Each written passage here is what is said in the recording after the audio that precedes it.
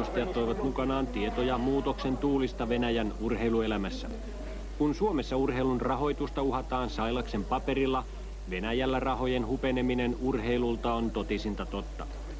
Boris Jeltsin purki kesällä valtion urheilukomitean ja maassa on nyt menty järjestelmään, josta meillä vain jahkaillaan.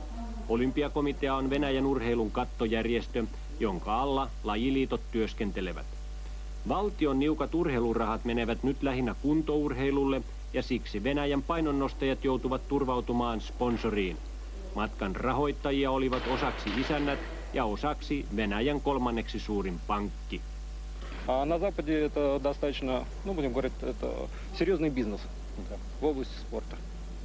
У нас этого еще нет. И поэтому несколько такое на сегодняшний момент прошло.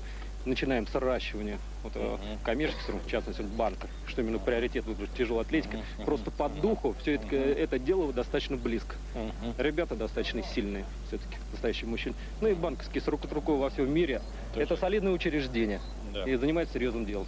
Я несколько повторился, но действительно так. Хотел бы именно сделать на это упор. Почему мы оказали поддержку.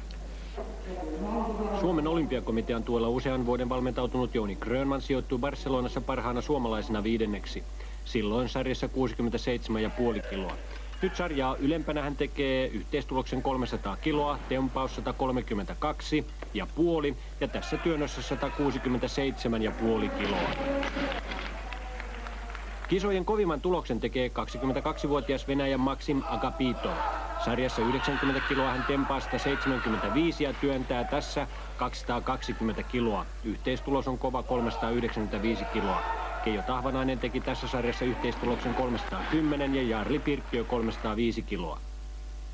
Nuorten kaksinkertainen MM-hopeamitalisti Andrei Tsemerikin ilahdutti katsomaa superraskaassa sarjassa.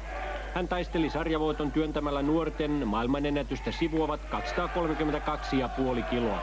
Yhteistulos oli 412,5 kiloa.